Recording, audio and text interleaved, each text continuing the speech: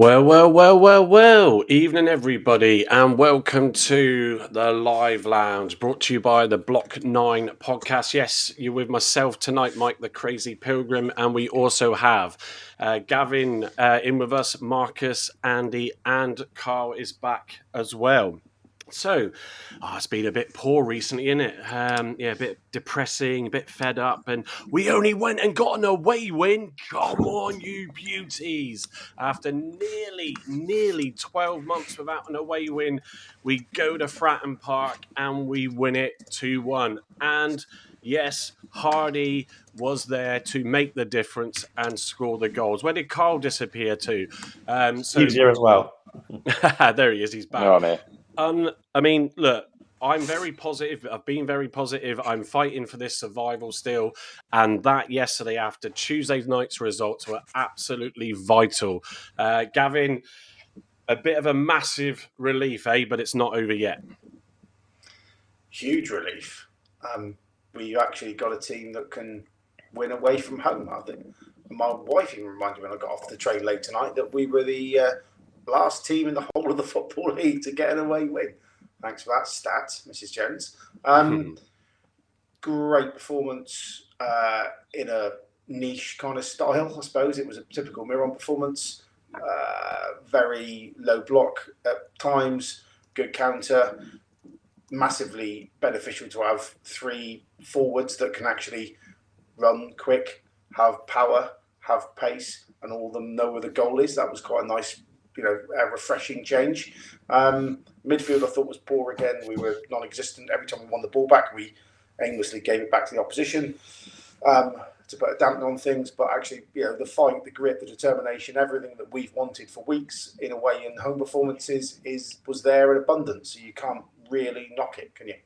No, absolutely. And Marcus, it was a bit of a tight, and evening Steve, who's in as well now with us, it was a bit of a tight start. I think I felt that we were a bit edgy, a bit nervous, and then they had a couple of chances, but as soon as we settled down, we then sort of came into the game, got organised again, and kept them out, didn't we? To be honest with you, I thought Portsmouth were quite predictable where they was playing. It was easy to defend against. Well, I had every confidence we would get a win because as I was the only one last week who portrayed that old forecast that Sheffield Wednesday would thrash us. There was a Derby fan, and I turned around and told him that we would beat Portsmouth and we would beat Derby, and that's exactly what's going to happen. Yeah, no, it's let's see. Let's fingers crossed on that. We have got Andy Shippo in on TikTok, who our Andy mentioned to me earlier, who's a Derby fan.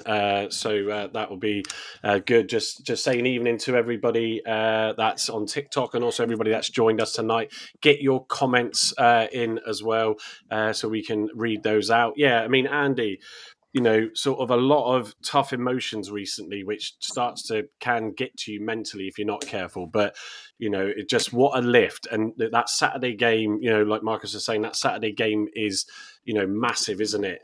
For both teams, if one of us, ideally us, sorry, Andy, can get the win. It is absolutely massive. I mean, I'll be really honest with you. I was on Alive with Jamie earlier on, and I didn't expect I got to get anything from last night. I thought Jamie the Portsmouth fan, yeah? Yeah, Jamie the Pompey fan, a decent guy, as is Andy Shippo, who's coming down. But I didn't expect that at all. That took me off guard, and Gav got it right. The Oracle got it right with Obafemi. I've been slating Obafemi in every game, and big play to you, Gav, for sticking with him, because I was giving up on him as a player. But he proved it last night. He can do it, and I think the forward line we're going to have on Saturday is hopefully going to be the same as we did on Wednesday. Give Derby a few problems. So sorry, Andy S. That's what you're going to get from me, mate. You get a beer from me, but that's about it. Well, I was looking quite orange there. I must have had my Trump light on. I've just turned it off. We'll come on to the players and the lineups. Carl, it got right towards the end. Then there was a sending off, then there was a goal, and then there was 11 minutes added on time. I mean, I have got no nails left. I have a nasty habit of that when I get nervous. Wow. And we held it out. Just phenomenal.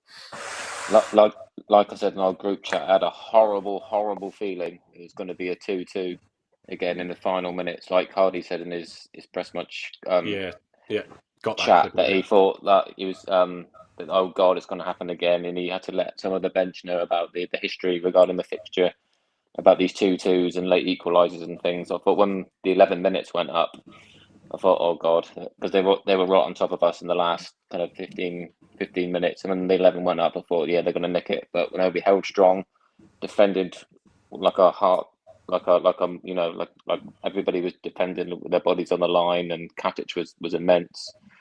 Hazard had a good game. Yeah, defensively, our structure was so much better last night, and having Obafemi on the left with a bit of power and the pace, having Hardy back changed the game as well, and yeah, so much better. And we're right back into it again now with the game on Saturday. Yeah, absolutely. And, everybody might sound a little bit chilled and relaxed. The whole point of the live lounge is to just take a bit of a laid back approach to the football. And I've got kids in bed as well as Carl, so we're trying not to be too loud. And Gavin has just done a 2-day stint in London and only got back about 2 hours ago. So, yes. Steve, your thoughts as well. Just share your thoughts on that yesterday. Having Hardy back was massive, absolutely massive. I was very surprised with Obafemi being selected, but then both and Bundu, they really work hard. They really work well together, and especially with Saranola and Pugas on at the wing backs and getting forward and their deliveries were immense. Yeah, it's and at least you've remembered to take yourself off mute tonight before you speak. At least I'm not coughing my guts up tonight. Oh Yeah, you sound better, Steve. That's the reason why. Yeah, you need a Block 9 podcast phone stand, don't you, Steve? Yeah, brand it up just like the ice bum behind Andy. So look, we'll sort of come on. I'll bring up the screen share of the team lineup and the FOTMob stats, but I think the big difference, we spoke about it on Sunday. I tweeted about it a lot, saying that Hardy's key, and I think what was interesting actually in the pre-match presser is Miron sort of stating how important Hardy in the lineup is to the team's success, and he's clearly built that around him when he's joined. A lot of comments saying about Hardy looks a different person under Miron. Obviously he's scored a good number of goals now. Some people still skeptical because he didn't do much for previous 12 months or whatever, but it's like it just needed that connection and that thing to work for him with the right setup and injury free. Sadly, he did catch that injury, and that's obviously cost us. But I think Miron put a lot of pressure, Gav, on that comment about Hardy. Some people felt, but he was proven right, wasn't he, with the difference that made. On the press conference, I thought we'd signed Cristiano Ronaldo the way he was going on. It was like, oh, he's our best player. He's the best player in the world. Without him, how can we even consider winning a game? And I just thought, oh dear, is he going down this route of being like, oh, the reason why we've lost is because we haven't got a Hardy? High pressure stakes all in, I think. But the front three, and I have to say it, I have my little moment. You all laughed at me when I put that front three up on the Sunday night. You're not laughing now, are you? That's the second time I've been able to say that about one of my lineups, which is lovely. And actually, someone on Twitter said my lineup was perfect. That was nearly as good as they were. Go on, gloat. Just take that in a bit more. Go on. But all joking aside, the comments were there. But Hardy, you could never say he doesn't try. The guy's played through, stitches in his knee, stitches in his head. Everything, isn't he? He's been put his body on the line as much rugby players, to be fair, to play for the shirt and to be 80%, 90% fit, whatever he is at the minute. Although that knee slide, I think I was his chiropractor. I'll be rubbing my hands together with that knee slide for the celebration because he's going to need some adjustment today, I reckon. But he was brilliant, and I thought the front three were really, really good. They were strong. They held the ball up well. They were far better and far closer together than they have been for a long time. And we were, I thought, a very good team in the final third when we were there, which wasn't very often, but when we were there, we were pretty good. No, good. Let me just pull up the FOT mob section where we tend to like to show this a little bit. So, yeah, just looking at, let's go to the lineups and see. I mean, it's one of those where obviously not forgetting, and Jamie, the Portsmouth fan, is in my TikTok. So evening, Jamie, Ben's in there. We've also got Michael Obafemi in there. You never know with all these accounts, and the Ben Wayne one that's in there. But evening to everybody that has joined us. But yeah, if we look at the lineup, obviously with Portsmouth facing Leeds on Sunday, so we had the extra day advantage in terms of rest. Obviously, they had a good game and a great result. They stopped Leeds, I think, was it 18 game run?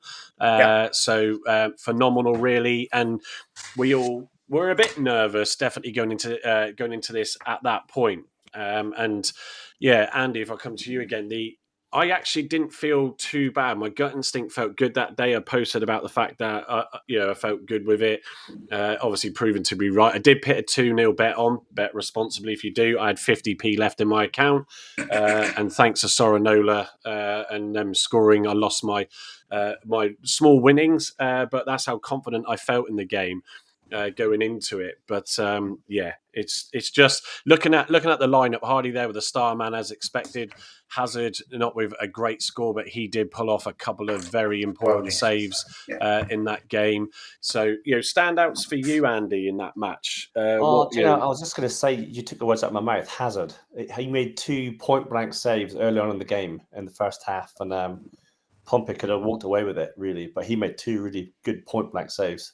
Fantastic. And I know Pompey were woeful early on with like headers and misses and stuff like that, but I thought Hazard played a great game. I think his score should be a bit higher. I thought the back three, Katic, Maxi, and Pleggy, a good unit together.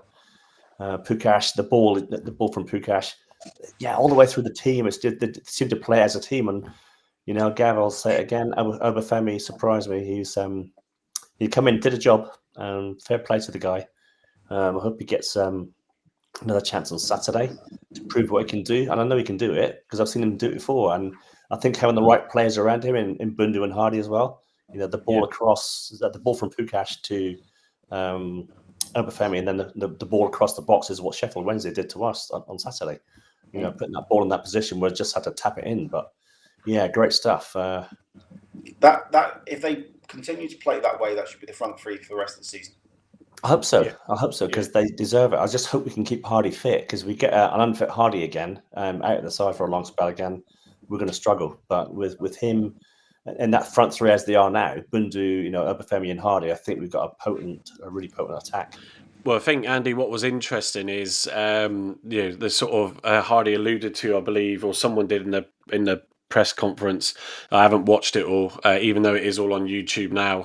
If you don't know, if you don't have an Argyle TV subscription, we do have highlights. I'll come to the 2-minute highlights that Argyle TV have put out in a second. We'd like to show those where we can, but yeah, they talked about how that whole setup leading up to that goal had been worked on, and I think there's nothing better, as you know, whether it's a clever set piece or whatever, you're always so pleased that when that comes off, because it was Pukac, like you said, Andy, did really well to drive forward really hard and fast past that bending ball round to Obafemi, who then sort of crossed it in, and for Hardy, just a deft touch just to take the pace off the ball, put it into Bundu's path, and thankfully, he put it away, which is not something we've always done with chances this season. Yeah, Bundu, though, has never missed in front of goal. He always finds a target. Like even when we got battered away up at Norwich, when we lost 6-1, he took his goal really well. Every time he's in the box, he hits the target. Yeah, he and that's where the lack of missing Hardy, isn't it? Is having that sort of outlet to sort of help you get forward and create those chances. Yeah, because he didn't have a sniff when he was playing on his own. But there's 3 guys there now who can hold the ball up, got pace, got power. Hardy down the flanks, Obafemi, running in behind as he did with pace, and he'll muscle defenders out of the way. And Bundu, I thought, was really good in his link play again. Yeah. I just sort of, Andy, on the side with Sorinola, someone obviously who's done superb for us over recent games. To be fair, the type of the way we were setting up and holding it in the possession that obviously Portsmouth had, we did our typical of just sort of dominating that after that sort of 15 minutes and closing them down, holding them out. They didn't know what to do with the possession, as a fellow colleague at work said, who's a Portsmouth fan. But yeah, the red card as well, it was a bit of a shame, with that. Pits him out for a game. How did you see Soranola's performance? Not a great score there, but I didn't think he was I too thought bad. he was. I think he's better than what they've scored him. He created the goal for Hardy. The ball he played Yeah. for Hardy was absolutely precise as well, and Hardy really just good. had to run onto it and leg it up Yeah, front. yeah, but he's probably got it that low because he got sent off. You probably what? Sorry. He probably Yeah. got it that low because he got sent off. That's the only Yeah. bloke in his game. It's a silly second booking, really. Yeah, the his first first one one wasn't really a His- booking, was The it? first one was the silly one. Yeah, It was the second one needless booking, Yeah, especially exactly. So he's got to- especially in that position of being a wing back. Yeah, he's got to take the consequence for that now. So that's a match ban. And I understand he actually came back onto the pitch after the game had finished, which I don't think you're allowed to do. Someone might correct me on that. It makes me wonder whether it's a straight red that then implies a second game. Because if he had a yellow then a red, maybe that doesn't count. Because Argo TV put out all the celebrations of him in the frame as well. So incriminating themselves if they've It was done a that. second yellow, Carl. But I think what people But are if it's a alluding straight to red, it might be different. is that he came back onto the pitch after the game had finished, and of course Rooney did that early on, didn't he? And he got a sideline ban. But didn't Rooney have a straight red? That's what I'm saying. Yeah, he did. Rooney had a straight red. Yeah, so it might be Right, different yeah. if it was a yellow than a red. I don't know what the rules No, are well, look, for like second yellows. Someone may in the comments correct us on that. Let's just hope not, because obviously, he's a little gem, Soranola. Marcus, sort of coming to you then on the overall performance. I mean, the one sad thing, and if he happens to be watching tonight, Pleggy evening, but the injury getting taken out by Katic. But who wants to run into him? Say again. Who wants to run into Katic, though, isn't it? Yeah, well, Katic, like a brick wall, isn't it? barged into him, didn't he? I mean, the other bloke that pushed Mumba into that advertising boards tried to square up to Katic, and the commentator said, "What do you think he's doing? He'll knock him out." Yeah, just where you get a brave boy doing that. Cocky. But what's your thoughts? Anybody stand out for you? What standout points for you, Marcus, in that team yesterday? I think they all did, but I do agree with Gavin that the midfield keep giving the ball away too cheaply. I didn't have an issue with the midfield. Sort of, Gavin and I were talking about something else earlier, and he said he thought Houghton was invisible. I mean, I have to say, I was so edgy, even though I was confident. I did say to Gavin, reply that, when you're so focused on we've got to get this result, you're not really paying attention to the details in the game. But I mean, looking at the scores that Houghton and JB got there, very generous. It's so clearly, but so you didn't think, Marcus, either, that they had a great performance? No, another thing is, even though we got away with it yesterday, we do give away too many cheap free kicks. You're adding to pressure, especially teams that are good at crossing the ball. Well, free kicks or set pieces, we gave two away early in the first sort of 10 minutes, didn't we? One which had a flick on header and nearly went in the back of the net. I mean, sometimes when the ball's up the other end, they give a needless free kick away, and they just pump it straight into the box. It's lucky we got two great headers on the ball.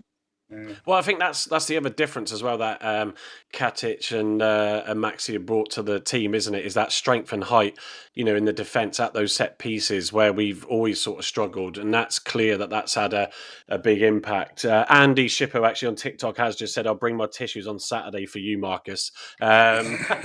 No, I did actually tell Andy that we would beat Portsmouth and Derby, and so far I'm 50% right. And Andy, we're going to beat Derby, so don't worry about it. Yeah, we'll see. Actually, I did show it just now, but evening, Graham. Graham just said I gave us no chance. Glad to be wrong, though. Yeah, he did on the Sunday show, and it's look, this is when you don't clearly mind getting things wrong. It's tough. It was hard to sort of see where we were going to come back from. Getting Hardy back in, we've touched upon it already. I felt it was going to make that difference. It did. But yeah, the midfield then, Marcus. We'll come on to a bit of team bits selection in a minute, but for Derby. But yeah, with Houghton and JB, do you think that partnership just doesn't work at all? Well, he's a natural central defensive midfielder. Why don't we try Joe Edwards in there? No. Ooh, No. yeah, Gavin's started shaking his head. We'll come to that in a minute. Patience, Gav, you can give your view on Edwards. Carl's got a view on the slightly different lineups by one player between those two. I think Edwards it's clear that he wasn't used last night, in my opinion, for a reason. It did frustrate Carl. We did all wonder it because it could have given Sorinola a rest and avoided that sending off. But there must be something still there. So we'll come to that in a second. But I want to sort of, Steve, I'll come to you on this one. Obafemi, if he is watching on TikTok, then evening. But sorry for this comment. I didn't feel he was doing much still again. But then I think the sort of squad was waiting to get themselves settled, which they started to do, and then things started to open on the counter for us a little bit. And it was a great little pass and move that they played in there. But would you still be sticking with Obafemi? I was sticking with all three of them on Saturday, definitely. Yeah, fair enough then. Anything else in that game yesterday that stood out for you? Well, it was like what Hardy said in the press conference, that Obafemi, Hardy, and Bundu, they were working on those passes in training, and they're going to be key to our attack. You sort of, you do feel, where we lead on to it in a minute, that if they've been working on that, you've almost got to think that is likely what will happen, and it will be unchanged. In that lineup on Saturday.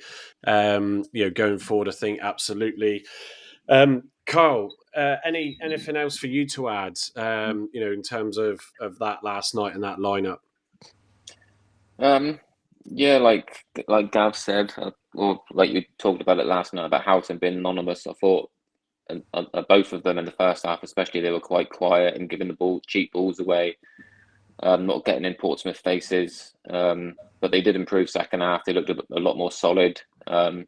Still giving away cheap free kicks, but they looked like they were closing down a bit more and trying to string some passes together. But I think they don't complement each other that well. Houghton and JB, I think they're quite similar. I think JB did get better as the game progressed, especially the last 20. I thought he was a lot better. A lot stronger. He's got a great engine on him. I'll give him that. His fitness levels are decent. You can see from his heat map last night as well that Argyle put up earlier today that he was all over the pitch. So I can't knock him for that. But I think on Saturday, I think we need Boateng back alongside JB. I think that's our best midfield pairing at the moment until Randall's back. I think the front three have got to stay for the remaining games. I think, because I don't think TJ's going to be back. Obviously, Baidu's out of favour, and now Hadge isn't getting a look in. So yeah, we've got to continue with the front three going forward. Yeah, I'll tell you what I'm going to do is let's lift the calm mood that is the live lounge evening for all those that have joined us as well as we go through yesterday's match. I will play the highlights reel from Argyle TV. This is the clip that they put on YouTube, so I'm not infringing anything there before anybody asks. But let's have a bit of enjoy a few moments on this. So these are the early corners. One of them that came in. And that made me proper nervous. This, now, what a save and what a shot. So just going to pause it. This keeper who performed some heroics as well against Leeds, being outstanding for them. And I can't remember if it was Marcus or Steve said he was one of the goalkeepers that they wanted us to sign. But that ball over, and for Hardy to strike it as well as he did, which shows he's hitting the target again at least. What a save that was from the keeper at that point. And I got to say, he was coming off his line quite high up as well, wasn't he? He wasn't afraid to come out and get the ball, which I liked. No, you He can wasn't rooted see to the line. you can see here if I just play it and pause it, he's Yeah. nearly on his 18-yard line. You can see he thinks about coming out for it, realizes he's not going to get it, and then pegs it back. And luckily, he got himself his feet together because that could have easily got him all confused and gone in the net. So that was a good start though for that first chance. Yeah, see. Another warning shot. So they were good for the first 10-15 minutes. And there's your man Pleggy getting that tackle in. Yeah.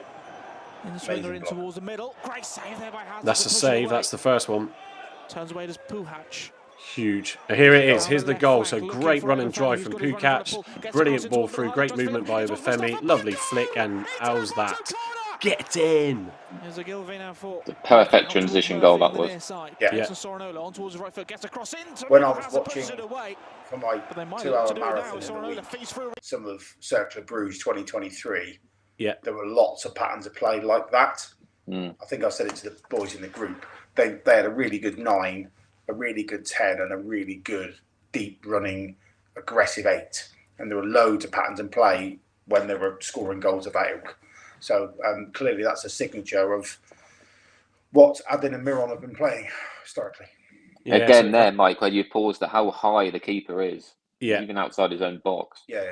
So well, Graham's comment as well just put on the screen. I couldn't agree more. I thought, when I was watching this live, oh my God, how's Hardy got up there? And I just thought, is he going to have the strength and the power to get the shot off? But yeah, this wasn't easy because the defender's coming in for the tackle.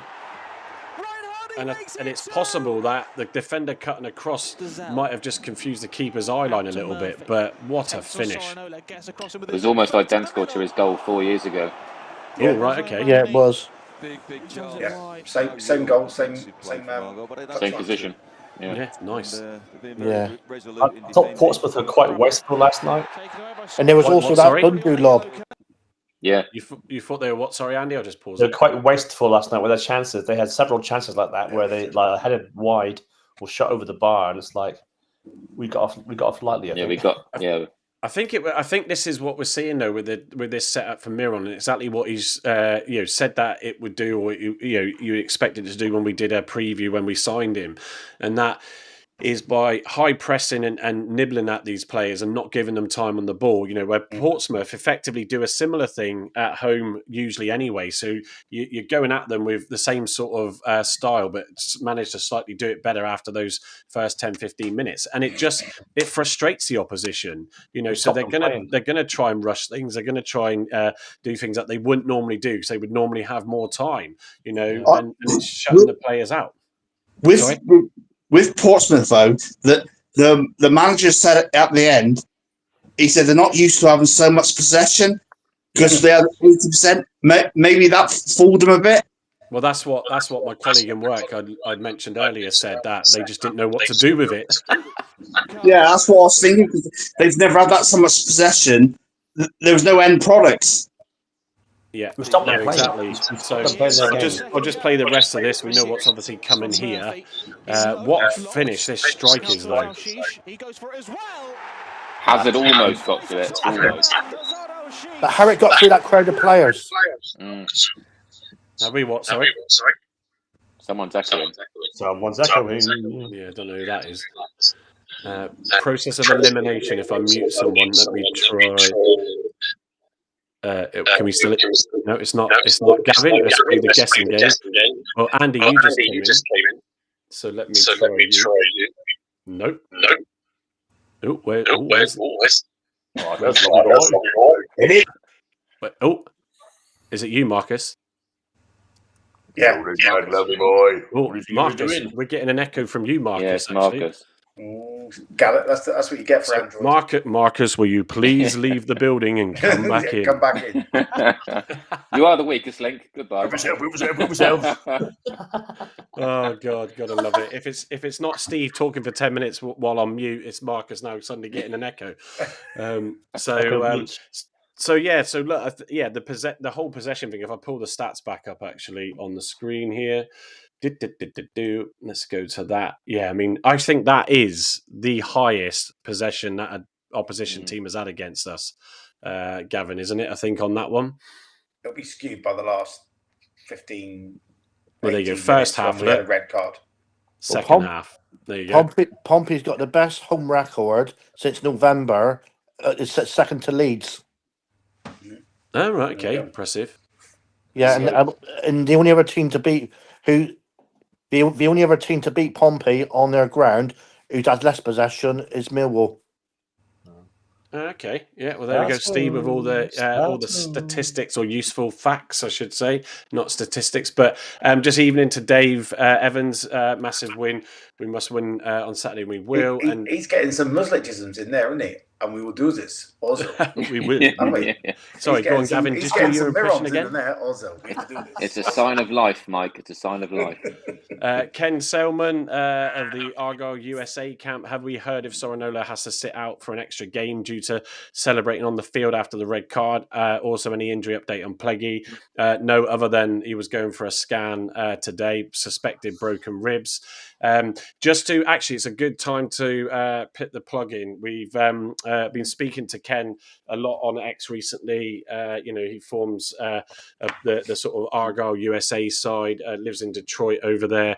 And we are actually going to do, we'll probably announce it and sort it, on the channel later, but next Sunday when we don't have it, or sorry, the Sunday after in the international break where we don't have a game around 8 o'clock, we are going to connect up live with Ken and go through, and hopefully a couple of others or one other, and go through and do a little piece for our live lounge on what it's like to be a fan in the US. So that's going to be pretty cool. Like we said, we want to bring certain differences and points of difference with what we do. So there's a snippet there. So there's Ken with his comment. So if anybody does know, also Nick potentially coming on at one point. Nick Giannotti, So once we director. Yeah, once we confirm time slots, we haven't had that one confirmed as far as I'm aware. Not yet. I need to give him some dates. Yeah. Okay. Cool. That sounds great then, Carl. So yeah. So look, we'll bring you some more of that. It's always good, to find out a few more things about different fan bases. What different people within the club. Like Carl just mentioned. So we just want to bring something a bit different where we can. But yeah. So going back to the sort of the possession side, we see this all the time under music with his tactics. That is what how it happens and how it tends to come out, and not everybody enjoys it and likes it. But I tell you what, if we can keep doing what we've done with Hardy in the squad, like yesterday, like against Millwall, etc., then can't be too unhappy with that, can we, boys? No, take that. I'll take any win like that, if it's scrappy or not, whether it's possession against us. I'll take it. It's going to get 3 points. All that matters now is wins, not how we perform. Yeah. Yeah. Well, no, yeah, it's exactly dogged fights to get in there. So again, it's showing 0 corners. Is that right? We had a few corners, didn't we, last night? Yeah, we both had corners. Yeah. Where is it? 7 corners. Did we? I think that happened the other day on some of the stats. It said 0 corners, and we had quite a few corners. Interesting. Well, there you go. These systems pay a lot of money for people with little controllers to start clicking away or the players on the pitch when they do stuff, and clearly that person was falling asleep there. Just hang on. Here we go. Burn the World, evening on X. From what I've just read, your player could potentially get another 3 game ban, depending on what the ref reported. I don't think you'll get another 3. It could be up to 3. Is he talking about Randall there? Yeah. Oh, really? Oh, right. Okay, that's a good shout. What's that? You can't have a 3 game ban for coming onto the pitch, surely. No, I'm not coming. I reckon that's Randall. That's got to be Randall, isn't it? Yeah, well, it says potentially, so we'll burn the world if you can comment again and just let us know. But look, we'll soon find out, won't we? At the end of the day, on that one. So just picking up, because we've spent quite a bit of time on the Portsmouth game, and why not? Because obviously we're pleased for once to see a good result. But one of the other things that we do want to bring to you as well is obviously what we mentioned just now. And last week we did a piece on investment, which was Gavin that led that and did that presentation. That's Gavin's expertise in that field. And Gavin sort of read a few comments afterwards, and obviously with a lot of the negativity after the defeat to Wednesday, understandably, a lot of calling out. So Gavin went, do you know what? I want to put another presentation together with regards to, and we can't see him, so let me just get him on the screen because we've got too many. Home Park looks a bit different. Yeah, we filled in the corners now. It looks like Centre Court, Wimbledon. Shall I move us up? What's that? Yeah, so I don't know who off it is, or off or whatever that is. So this is care of the AI. The other side of the pitch, it says FUCK. Yeah. There we go. Let me move it this way and see if I can thin us out a little bit more. There we go. There we go. That's better. So so Gavin's got a bit of a follow up, which is about Argyle, leadership structure and how that sort of works, so people can understand the role. So I shall shut up, Gavin, and hand over to you for your presentation on Argyle's leadership. We'll skin through this for quite quickly, but I had some really interesting conversations post last week around. Simon Hallett's the puppeteer. He's got his hand over everything. La la la la la. And I interviewed him for a pod a couple of years ago, and I thought, maybe it's changed a lot, but I don't think it has. Having done a bit more research, so I just thought, actually, I've met David Ray. I've met Christian Kent a few times. I've met with Simon a couple of times. Never had a meeting with Andy Parkinson, but I see him regularly in Diamond. So I thought, is it worth just giving a quick whistle stop on, especially if we get investment, how does the business behave when it has investment? Okay, so are we going to piss the money up the wall? Let's hope not. Although some people that are jumping up down on the back of a certain head of recruitment again, which I find a little bit distasteful. But there we are. Each have their own opinion, and everyone's opinion will be respected. So they thought, is it worth just having a little oversight on what we do, how we do it, and how the business works? So, in my day-to-day life, I talk about a lot of this with business owners, especially around new investment, private equity, that type of stuff, because they have to change their behaviour quite dramatically. So, in a day where there's no fresh money, you do what you want. So, at the moment, Simon and the board do what they want. If they're going to take on a substantial investor, and I'm talking anywhere from 25% upwards, they'll then have some significant control, or there'll be a person of significant control, or a business of significant control with that equity stake or more. Then the game changes. Then it's, how do the new owners, alongside the old owners, want to put together a structure for growth and a shareholder agreement and a way of working? So, and I thought, how does that operate then with the current management team? So if we look at, and this is said quite a lot by a lot of people, so it's nothing new, but the board and the investment group will normally tend to work what we call on the business, so on strategy, on strategic development, on investment, on the big decisions. And then the management team tend to work in the business day to day, executing that strategy. So that's pretty much what that slide says. So on a footballing sense, Miran Muslic with Adin and the coaching team will do the day-to-day in the business, training the team, picking the team, developing the team, making the decisions. On a non-footballing front, Andy Parkinson leads that, and I suppose officially Miran reports into Andy from a hierarchical perspective because he oversees the business. Jimmy Dickinson then obviously heads up recruitment, and then we've got a couple of officers in David Ray, who heads up finance, and Christian, who heads up the sort of venue and the operating element of it. So that's how that works. But the board will essentially say, this is where we want to be. Here's our, the big infamous 5-year plan that's talked about a lot. That will come up at board level. They'll then break that into bite-sized chunks, deliver it to the management team, and the management team's job then is to deliver that. And it might be a high-level thing that they have to find the detail to get to that end result, if that makes sense. So that's really what the sort of front slide says. You can flick over now if you want. Yeah, I'll be your So- master clicker. There's two elements here. There's a non-executive board, and by non-executive, all it means is they don't work in the business every day. Okay, so a non-exec board, the board meet, I think monthly at Argyle, but sometimes companies meet quarterly. I think it's monthly at Argyle, and they'll discuss the big decisions. So a board meeting is not a management meeting. A management meeting, they might discuss individual departments' performance, they might discuss individual people's performance, they might get down into the nitty-gritty of the whys and the wherefores.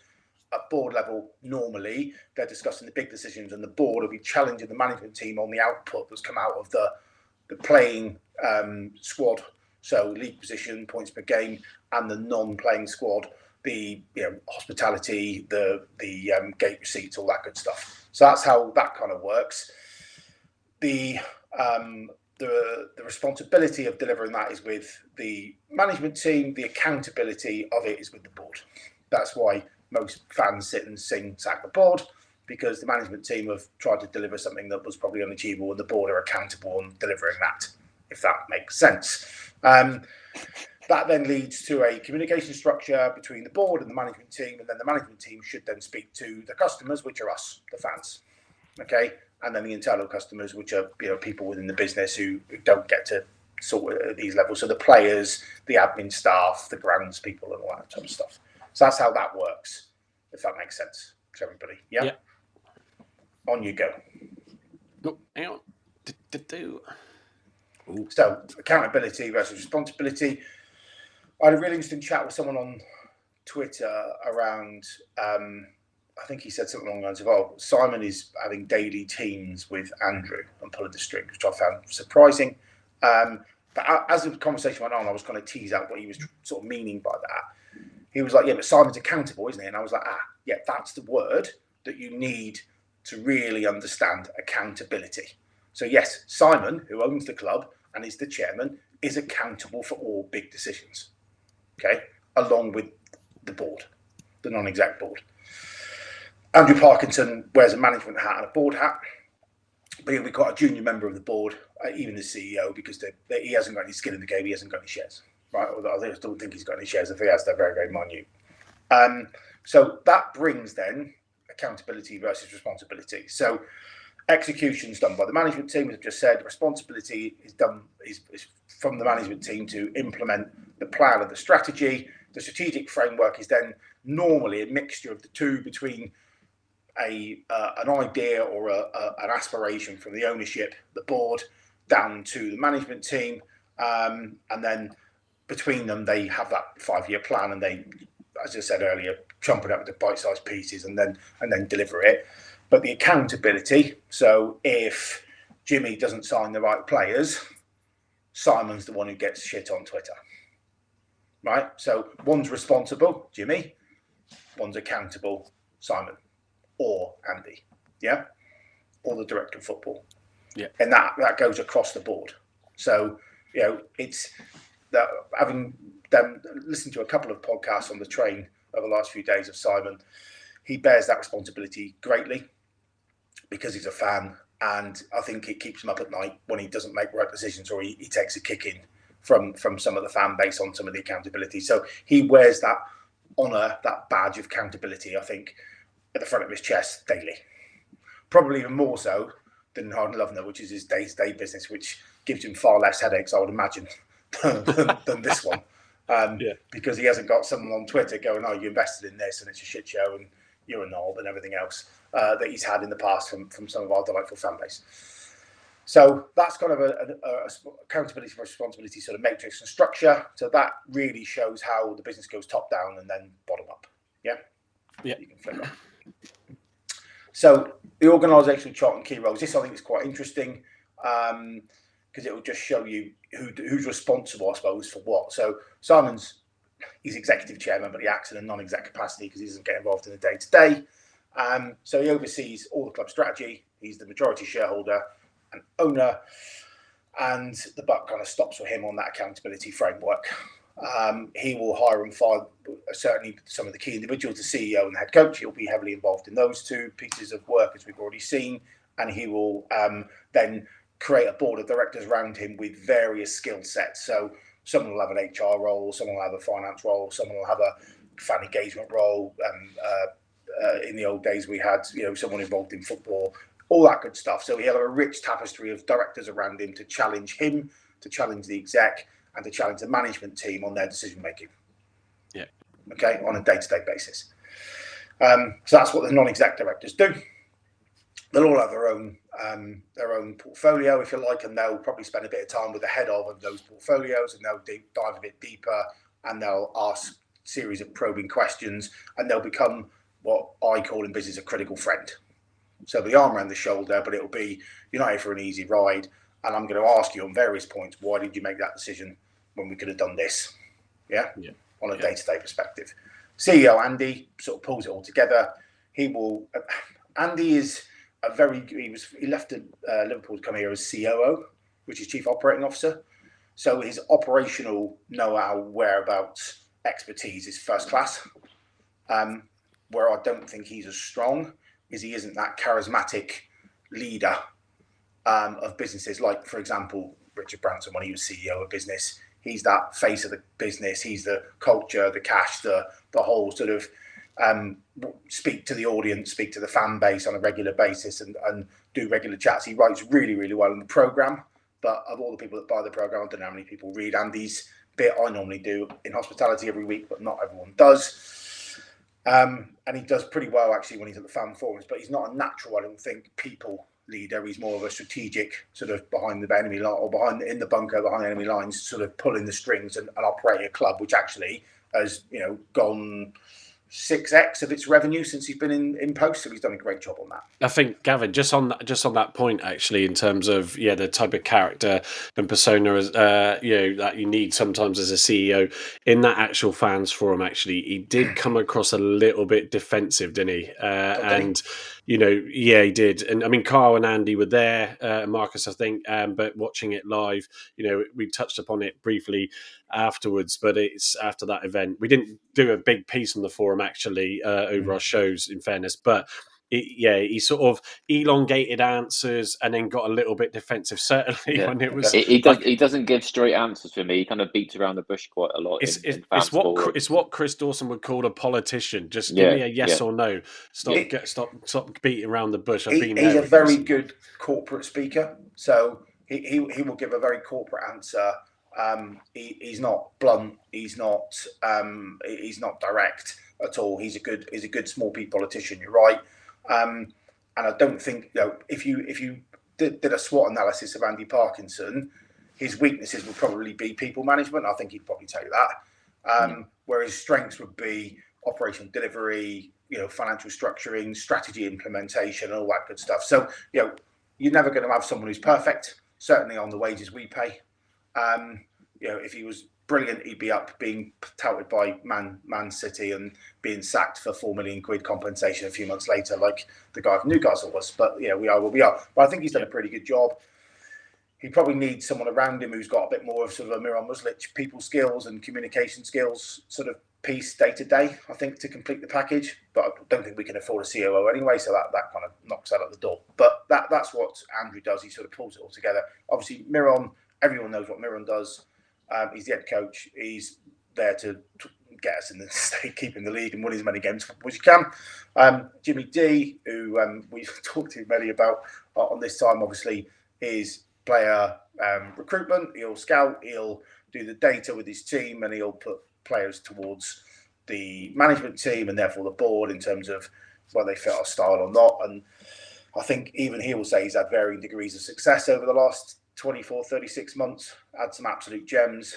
We had some that the jury's out, and we've had one or two that we would rather probably forget. But you're always going to get that with our budget, though, aren't you? Yeah, of course you Some will work, some won't. Don't mention Wayne. It's life. I read something the other day. We always buy on what could be. Yeah, we never buy on established.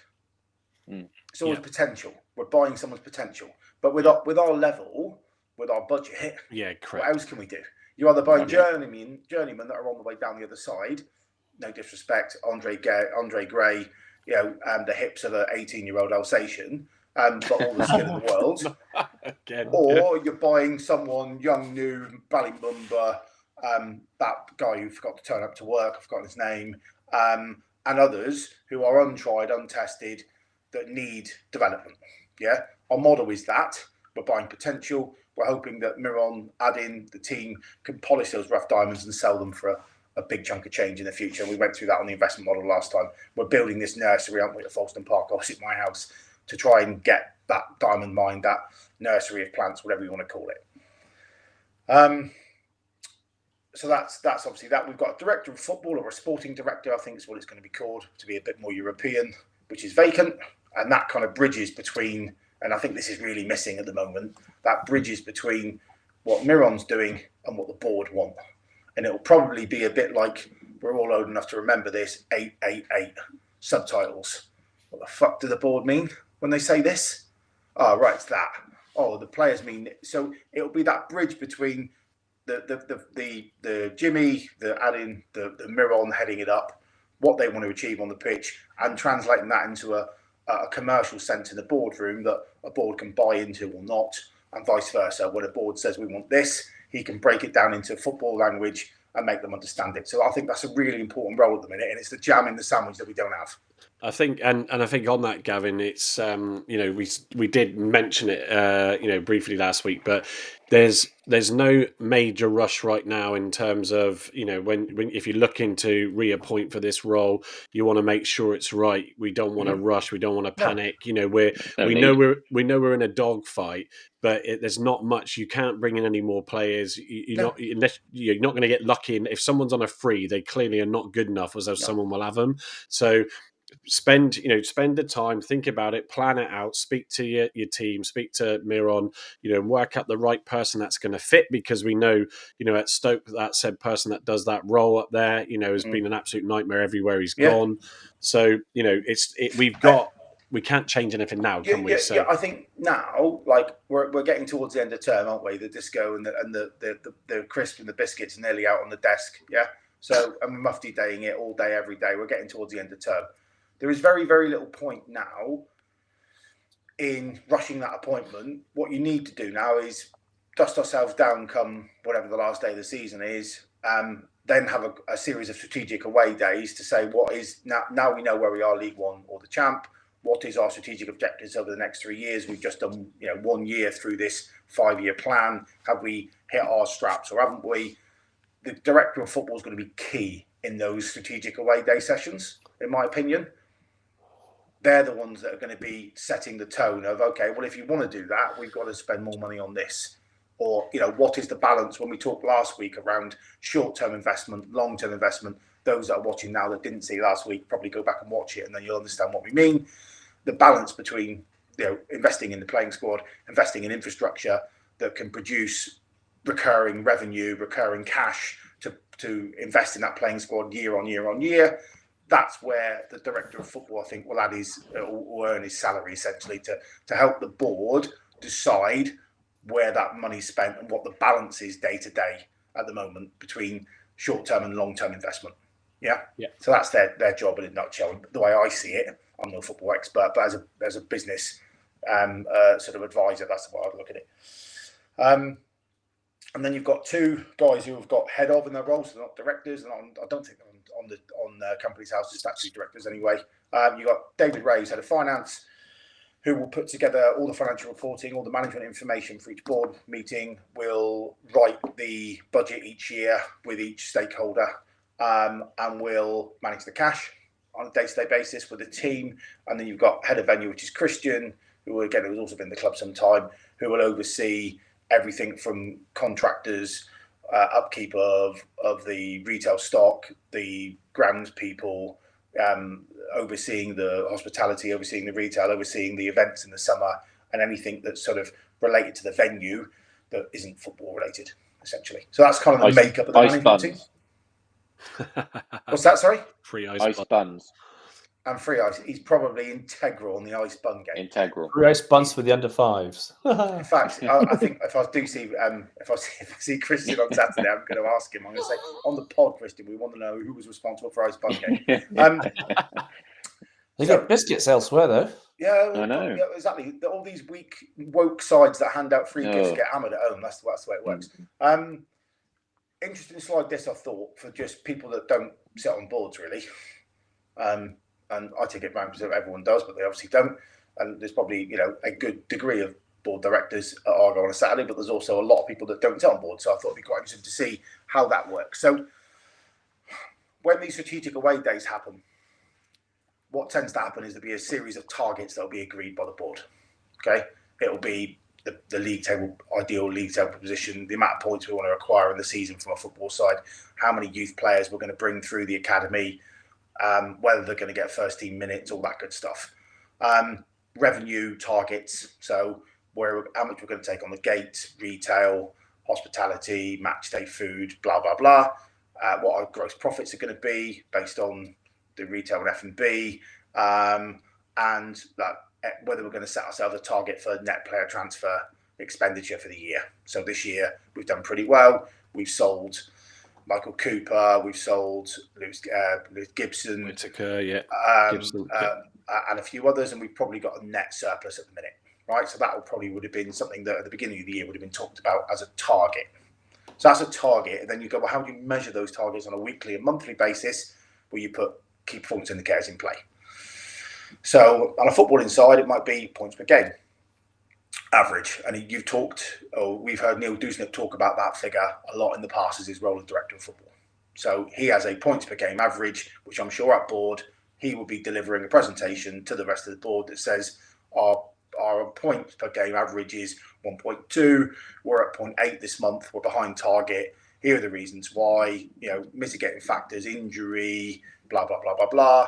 The board will discuss it. Do you need any more support? They'll probably challenge on certain circumstances if there's a football person on the board, and then they'll, either accept the decision or accept the explanation from the management team, or they won't, but it'll be there. Same with all the other departments. So, Christian might get asked to write a report on what's the average spend per head when people walk through the ground. So it's not very much. I think it's about £2 from the last conversations I had with everyone in the ground. So what if we brought that up by 50p? What would that do to revenue? What would that do to gross profit? So if that was the case, the board might say, as a target, we want to get another 50p per person through the door next season. It's the management team's opportunity then to go away and think about how that's going to be delivered and how it's going to be measured from a KPI perspective. Sponsor retention rates might be the same. Something as real as basic as health and safety incidents. How many health and safety incidents were reported in the month? Were any Riddle reportable? There will be a Riddle reportable one last night because Plaguezela went to hospital. Yeah. That's a Riddle reportable offence. People forget that. It might be football, but you've had an employee get injured at work and go to hospital. That's a Riddle reportable offence.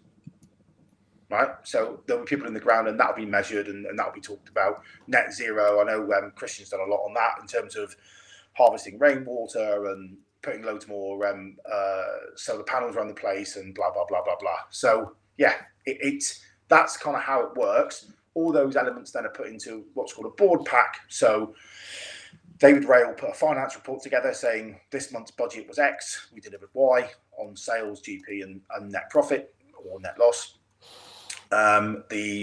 Christian might have a health and safety report there, which normally in the businesses I run feature number 1 on the agenda because everyone needs to stay out of prison who's a director normally.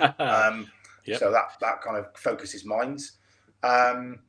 And then you'll have all the other bits that go with it. And that board pack is given normally a week in advance to all the directors. The directors will then read that report and they'll come to the meeting with any questions on each report. So they're not delivered verbatim normally in the meeting, but they'll be delivered in advance. And then they'll say, page 6 of your report, you said, I don't know, we've got an extra 20p per spend on thinking, how have you done that?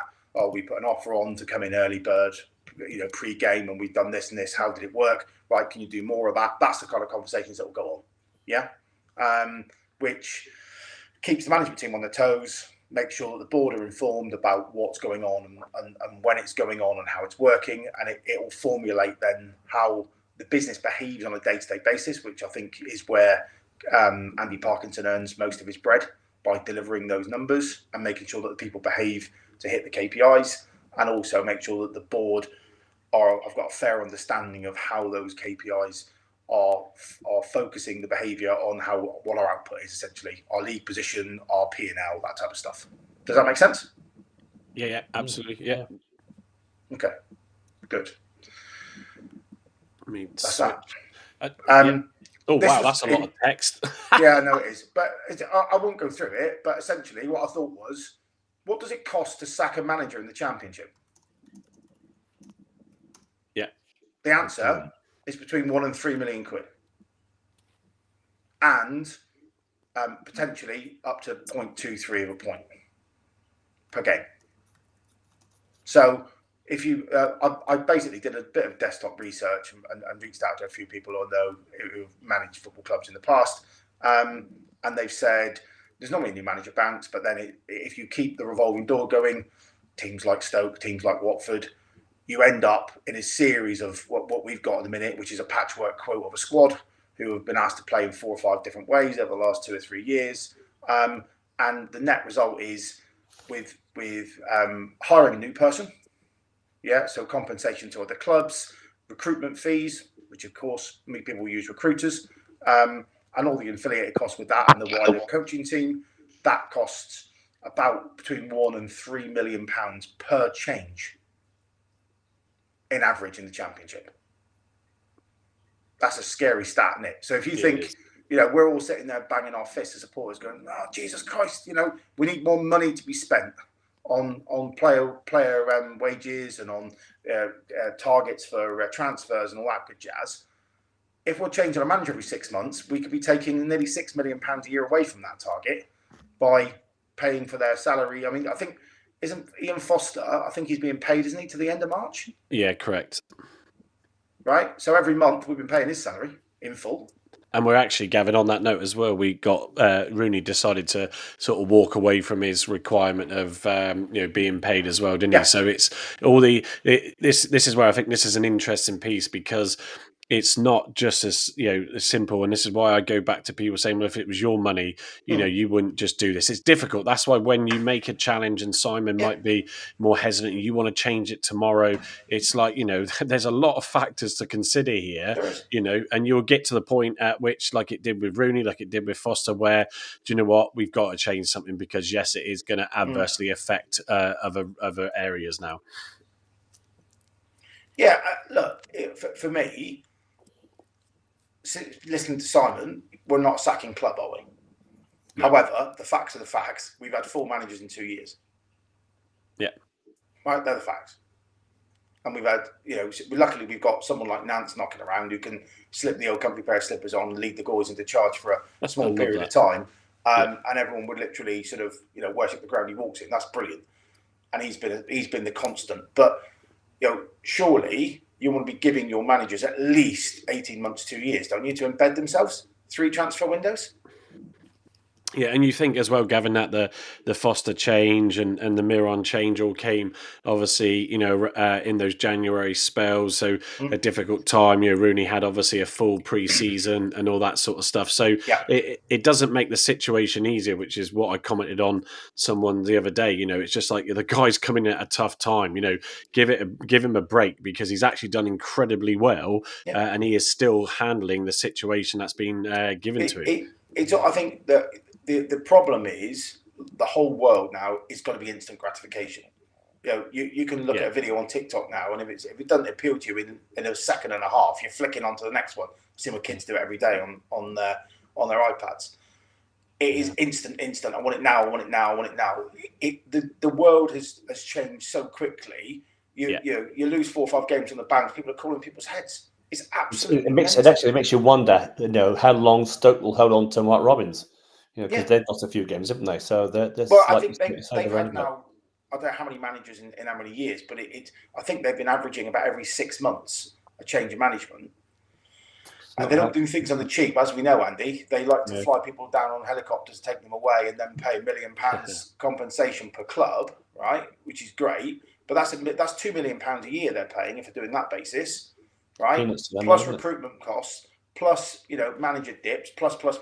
It's cost them an absolute fortune. And if they didn't win last night, the fans would be saying, well, we could go down here because of, not necessarily because of anything Mark Robbins has done, but he's got a patchwork of a squad even more than us. Yeah. No one knows what this playing style are and where it is and how it's doing, and it is a real challenge. So, what would you say is the average contract length then to a championship manager? We had this discussion during the week, didn't we, about contract lengths? I'd probably say it's 3 years. Yeah, great. Right, and it'll be 3 years for a reason. If you're sitting pretty in Club A, and you're just outside the playoffs, or just inside the playoffs, and another club says, "Oh, do you want to come and see some puppies in my helicopter?" Right, and you go, "Oh, okay," and you naively, leave a certain football ground, drive, get in a nice waka, and piss off up north and get shown all these riches. Sorry, getting a nice. What was that? Sorry, a what? Waka waka. A waka. A waka. It's what my kids call a helicopter. Right, and you go up north and you've got all these beautiful training grounds and everything else to work with. If you're leaving a steady job where you're adhered by fans and your kids are at school, and you're not going to do it for a 12-month contract, are you? No, absolutely. You're not even going to do it for a 2-year contract. You're going to say, poke it up your backside. I need some job stability, mate. So that's the problem. Is I think it was you, Mike, in the week said every manager's contract should be a year rolling. Well, that's great. Well, that was me. That was me. That was my question. Well, not necessarily a year rolling, but kind of a 2-year, 2.5 year, because the sacking rate of championship managers is quite high, isn't it? But would you? Well, so flip it on the other way. Yeah, I know what you mean, but on the other side. No, but let's just examine this for a minute. Flick it the other way. Miran Muslic, right, keeps us up this year, and we're 8th in the champ next year. Finish, and we're like, 1 more year, Miran, and we could go up. And he goes, "Thanks, guys, it's been lovely to meet you, but I've done me 2.5 years. I'm off ski. I'm off to Hull." We'll be like, "Why didn't we sign him for 3.5 years?" Yeah.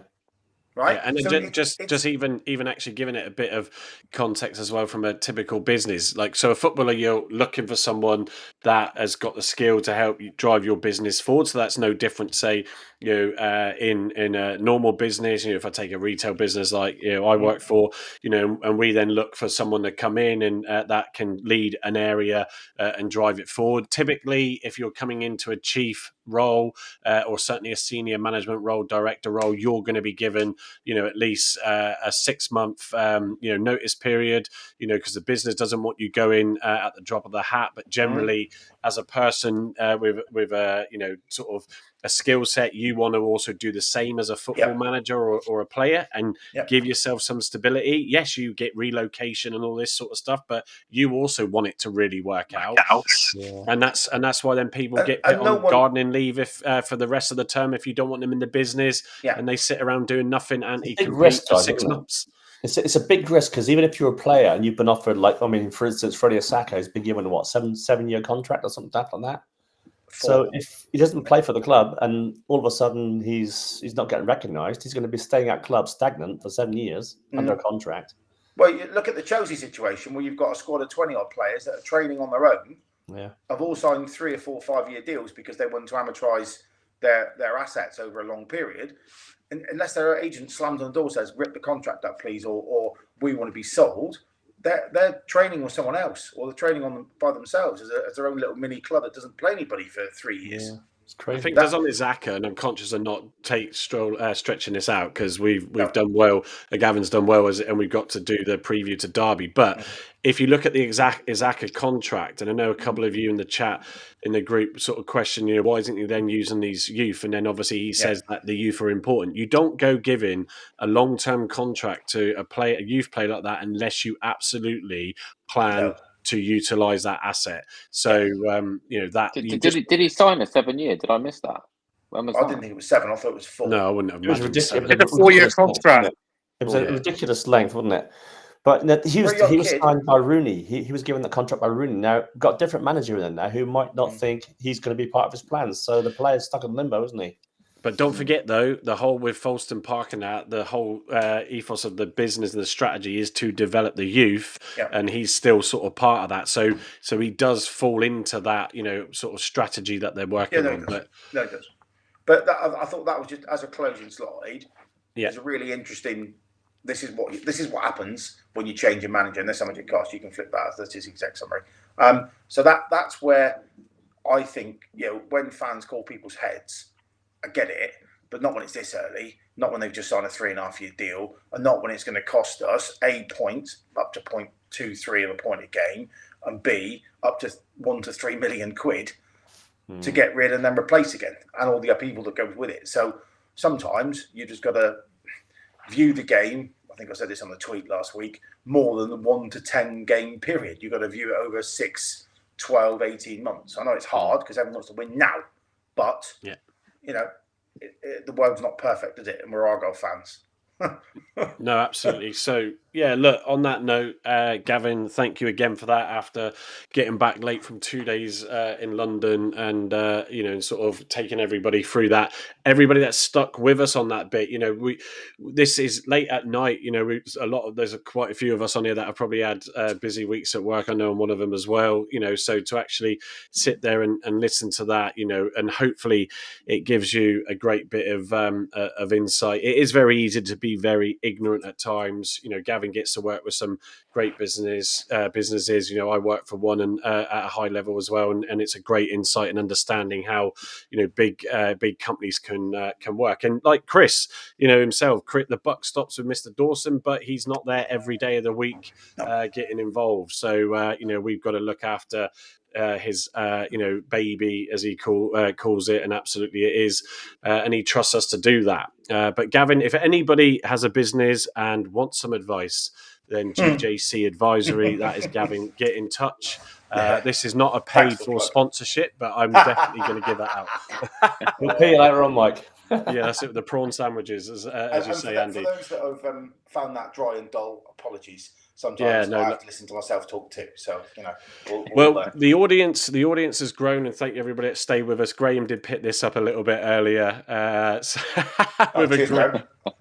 He has just done the Argyle Life podcast as well earlier, so bless him, he's probably absolutely shattered as well. Graham, if you're still in here, let us know, unless you did go to bed.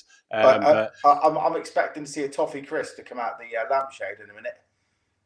For those, none of you get that, do you? No, I'm sat here perplexed. It's a reference to a séance. Did you not see the Toffee Crisp advert where "Are you there, Sydney? Are you there?" and the Toffee Crisp wrapper comes out of the lampshade? I'm pretty good with old confectionery adverts, but yeah, that slips me. On the Pod 9 podcast, I'm putting that advert up later because I don't want to look a schmo. I'll put the link. Anyway, there we go. Yep. So on to the what do you call it? The team selection for Derby. Sorry, Carl threw me with a comment. I could be wrong. It might be a different Graham in the chat. It's Graham Clark, isn't it? Don't know. No, it's Graham Clark. Graham Byrne. No, it is Graham Byrne. Because he when he first came in, he put a note on about Argyle Life being up next. So, that was the other week. So I think I've got it right. If he's not asleep and he's still awake, he will confirm that in the chat, hopefully. So Gavin's probably put him to sleep, Mike. Gavin's quite proud of his team selections at the moment. So we start off with Gavin again. So so go on, take us through this. That's hell of a side there, isn't it? So for those listening, not watching, Hazard in goal, obviously. Back three with no Pleggy. Pleggy, please get well soon. Mike's going to be crying himself to sleep every night until you're back on the pitch. That's a come on, boy. Such, Katic and Televirov and Maxi as a back three. I was tossing the coin between Such and Poulsen. The only reason why Poulsen don't get in, and I'm a big Poulsen fan, is because of Such's ability to throw the ball 60 yards. Right? Move on. And I thought he did only come on the other night. Midfield, 2 central of JB and Boateng. I think JB had a really good game yesterday. Boateng gives us a bit more leverage. He's a bit more leggy. I think he'll use the ball a bit better when he gets it and when he wins it back. And I think he wins the ball back more than Houghton. And Houghton's probably won't play 2 games in a week now because of his engine and age. Okay, so I think once we have a fully available team, I would say probably Randall and Boateng are our best midfield. But I think for Saturday, 2 big guys, both full of energy, going out the middle of that Derby midfield at pace. Pusac on the left, I think he's back to his best. I thought he played really well on last night, and he doesn't look that knackered anymore. So he's obviously been taking his Barocca in the morning. Other fizzy, but on a really good day. Yeah, other fizzy vitamin drinks are available. And On the right-hand side, I've gone for Mumba. Obviously, with Saranola mindlessly getting himself sent off, and hopefully that's just one game and not 3. As per the comments earlier from Burn the World, please send the link in. I don't know if he's done it yet. So I've got Mumba on the right. I thought when he went to wing back last night, he was really good. I think he'll know now a bit more discipline, and he will get forward when we can go forward, which I think is useful to have that sort of front 5 and JB and Boateng hanging back. And then I've gone for what can only be labelled now as the block 9 front 3. Love that. Because I love we and I in particular, because I put it up, were ridiculed at a certain Michael Obafemi starting up front on the left. He's got a lot to prove. He's out of contract, I think, at the end of this season. And you did have Obafemi up front in the middle originally, didn't you? Well, I did. You're right. And then that's why I said block 9 front 3, Carl, and not my front 3, because I, in the words of a certain famous comedian, I had all the right notes in all the wrong order. I love using that phrase. Obafemi on the left, Hardy on the right, Bundu up top. I think that should be the side for the rest of the season. Power, pace. They all know what the goal is, and they all can cause trouble in with their own guises. And Michael, if it is you listening, please get your head down, arse up, eat well, train well, and show us how you can score at least 6 or 7 goals between now and the end of the season. That'd be lovely. Thank you very much. Yeah, excellent. So, Carl had a slight difference with this one. So, go on, note your change, Carl, because I think it is only one change. It was just Edwards for Mumba for me, and the rest is bang on. Yeah. So I think sort of Edwards, we still don't sort of know how great his sort of fitness and situation is, because obviously he didn't come on yesterday. That would have been helpful for Soranola, and would have avoided the red. But that is, in hindsight, is a great and wonderful thing. I think we will see him tomorrow, but I don't disagree with Gavin. Sort of when he was saying earlier in the group that I wouldn't start with him. So I think that is going to be a good probably setup. Whether or not Soups will stay there, come in as well. Those throw-ins, they are pretty impressive. Those throw-ins, aren't they? I'm really surprised we haven't used them earlier on in the season. He must have always had it in his locker. We just never used it. Well, to be fair, Carl, we've never really had anybody tall enough to win them in the box. Well, that's true. That's also true. Yeah, so, you've got half the jockeys of the Cheltenham Festival in the box jumping up and down trying to win it against 7-foot centre halves. It's not quite what you want, is it? Let's be honest. Oh, and just thinking, just Ben Collins has picked. I forget JB is so young, and that's it's always too easy to miss that. But he's also been called up to as well, isn't he? Yeah, for the under-20 elite squad. Yeah. Yeah, and also Isaac has been called up for the Wales under whatever that is. 19s. Yeah. So just a point out. Pulse has been called up too to the Icelandic squad again.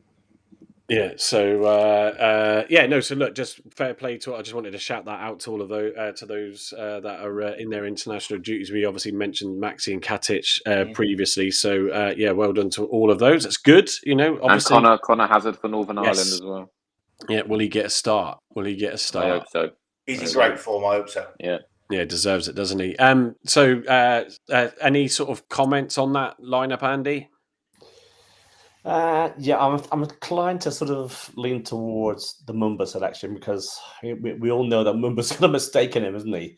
Joe Edwards, would you bring Joe Edwards in for the first half an hour or so? I think I would. I think I probably would. Oh, the tide's turning. If he's been on grass for the last sort of training on grass for the last few weeks, then he's got to be getting sort of somewhere near match fitness. I know that Muslic has gone down and said 20 to 30 minutes, but I think he's got 30 minutes. You wouldn't give him just 30 minutes, then take him off, would you? Well, you got to give him some minutes to get him. I'll give him 60. The minimum you've got to do is half time. Or side out 2 strangers to that. So Steve, go on. So Steve, would you change anything in that lineup then? I'll put Paulson as centre half. I'll put Suits as right wing back, and I still had Houghton next to Boateng. Okay, yeah, interesting. I did need 60 minutes, by the way. Just fraudulent split. Yeah.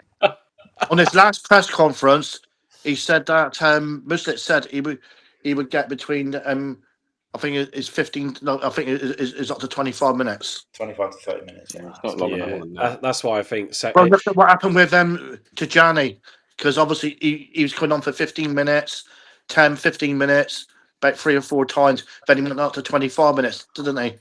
Yeah, but he's got legs like cheese strings, hasn't he? No, I was gonna say, yeah, he's like got margarine Legs thighs. like cheese strings. Did anyone hear that comment the other night about Callum Wright having legs like spaghetti?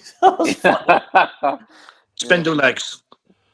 Oh my days, God! I think I need to rescue our audience from you, from us all tonight. Go on, Gav. Joking aside, Mumba or Such on that right, I don't think Edwards is ready to start. If Eddie was ready to start, he'd be straight in my opinion. But that's a pretty good side, boys, isn't it? You'd be happy It is taking, a good side. It is a good side. taking Derby on that. Mumba's got mistaken. I think we all agree on 99% of that side. It's just kind of the right side, isn't it? I'd have Grimshaw and goal though. Yeah. Well, wash your mouth out. To wrap up. So, what's your team, Mike? See, this is where I'm rubbish at selections. Really, I can't. I'm sort of in between and torn on JB and Boateng. Looking at the FOTMob score, Houghton and stuff. But like I said, I didn't really study the game because I was just almost just wanting and willing us to try and get that result. So I can't really disagree with it too much. I mean, the great thing is we've got options again now that we can bring in, which we've for a while struggled with. So I just hope and pray Hardy can stay, really fit. I did notice he had one of those sort of electric pulsing things around his waist at the end. I'm so glad you said waist. His strap on. His strap on. Thank you, Gavin. Yeah, tickling his back to keep it happy. But he did. Well, this is the Late Night Love Show from the Blood Nine Podcast. Yeah, exactly. And tonight we're talking about one of our strikers' strap on. Yeah. So you lot. But he did drop to his knees in his typical salute, and I did wince a little bit when I watched that in the replay, thinking, God, I hope that didn't jar his back, and it obviously didn't. So score predictions, go top down. Andy, what are you going with? I'm going to go, sorry, Andy Shippo, 2-0 to Argyle. Yeah, I don't think Andy's still in watching. I think he's fallen asleep as well. Listen later on. Steve, what are you thinking? I'm thinking 2-0 to Argyle, but one thing that I do, it's going to be like Argyle Millwall again. I think because John Eustace, it's sort of sit back like what we do as well. It's very similar styles. Okay, interesting. Carl, do you want to do it yourself? No, I'm asking you. I do mine myself. I am the host. Just do as you're told. 2-1 Argyle. 2-1, yeah. And Gavin? I'm going to keep consistent with Eustace's last trip to home park this season and say 3-1 to Argyle. Ooh. So what am I going to go with? Yeah, I think I went 1-0 actually against Portsmouth, even though I put that on for 2-0. But Derby getting a win as well, as we know, Luton. So that was massive in that bottom fight. I'm gonna say I'm gonna go 3-1.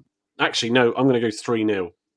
I'm gonna go 3-0. Just bear in mind, chaps, before you all go, right, and I have witnesses to this, right? In one of my WhatsApp chats, I did predict a 2-1 win last night for Argyle. There you go. Here's your Chuffy badge, Andy. There you go. You can stick it on that ice bomb behind you. I want my Block 9 Chuffy badge. Thank you very much. We'll have to, if we ever get properly organised, we'll have to do a score prediction table, and then we can see who gets. For next season, we'll have to do that hands down. The Block 9 fantasy football. I'm rubbish at that sort of stuff. Steve, but anyway, Stato, you're gonna have to be the elder of the pen. Where's Marcus gone? Has he gone? Yeah, I think his phone fell asleep when Gavin was presenting. Seconds.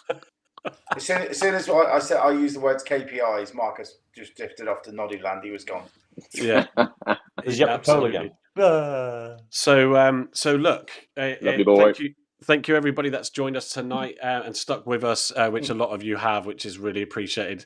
And thank you, Gavin, for doing another piece on the management and running of Andy next week. So I can, say so I'm just going to come to that. Yeah, so will you just let me finish these things, Jesus? Andy.